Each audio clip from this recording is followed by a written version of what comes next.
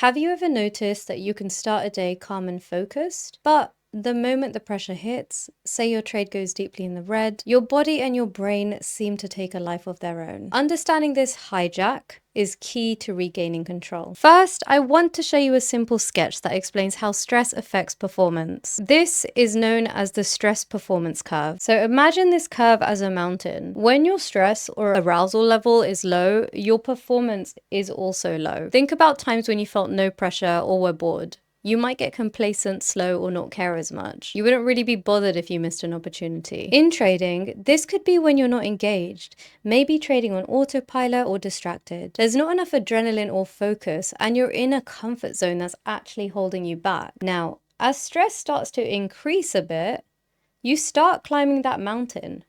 You start to become more alert and focused.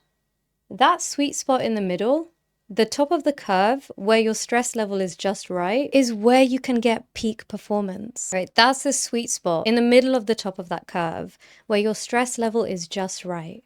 You have some butterflies in your stomach, your senses are sharp, but you're still in control. Okay, in this zone, you're motivated and energized, but you're not overwhelmed. This is where you tend to perform at your peak. For example, imagine you've got a moderate stake on a trade, enough to make you care and pay close attention, but not so much that you're freaking out. You're watching the market intently, making good decisions, and even if a candle jumps against you, you stay composed and stick to the plan. That's the optimal stress zone, where a bit of pressure actually boosts your performance. But what happens if the pressure keeps rising? You slide down the right side of that mountain and you enter overload territory. This is when stress shoots past your coping ability and your body goes into fight or flight. Your heart is pounding, muscles tensing, and your brain's alarm system, the amygdala, is screaming. In this state, your thinking brain shuts down as your survival instincts take over. Performance plummets. You might freeze up on executing your plan or impulsively do something dumb just to end the stress. It's like when a trade goes terribly wrong and you panic.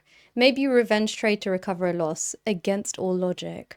Or you can't click the sell button because you're paralyzed with fear. In overload, mistakes multiply. You're not really thinking.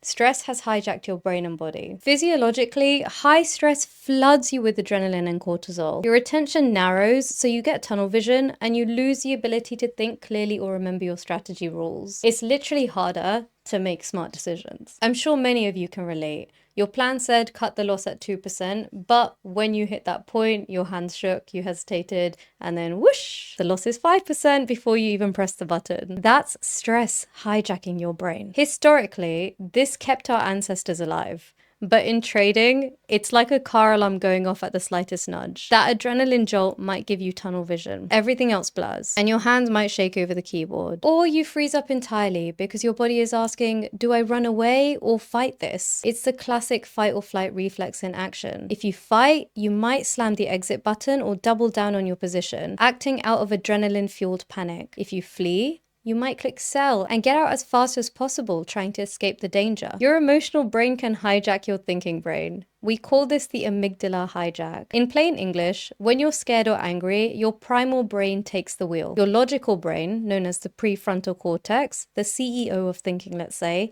gets shoved aside. Suddenly, you might find yourself yelling at the screen or making a split-second decision that your calmer self knows is risky. You might flinch and sell on the smallest dip, or stubbornly hold out of defiance. The margin for error just skyrockets when that happens. Now here's where things get even more interesting. Your brain responds very differently depending on whether you're riding a hot streak or stuck in drawdown. And the chemistry behind those moments can shape your decisions more than you realize. When you're winning, your brain shifts into expansion mode. It lights up reward circuits that make you feel invincible. Testosterone levels rise, which boosts confidence, sharpens focus, and increases your appetite for risk. You start to feel powerful, even euphoric, right? That's why few wins in a row can make you more aggressive, sometimes to the point of overconfidence. But when things turn the other way, when you're losing, your system flips a switch. So your brain becomes threat focused. Instead of seeking reward, it scans for danger. So cortisol, the primary stress hormone, floods your system. You start feeling tension, hesitation, doubt. And it's not just emotional. It's biological. You become more conservative with your actions, second guess yourself, and may even avoid taking good trades out of fear. Emotionally, this shows up as pleasure versus pain.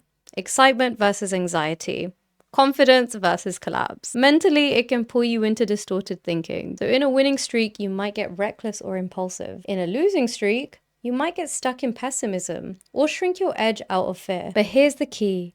Both states are normal. But if you're unaware of which one you're in, you're vulnerable to the hidden traps they create. So self-awareness here is your superpower, okay? Your job is to catch the shift before it hijacks your strategy. Now, the key takeaway from this curve is balance.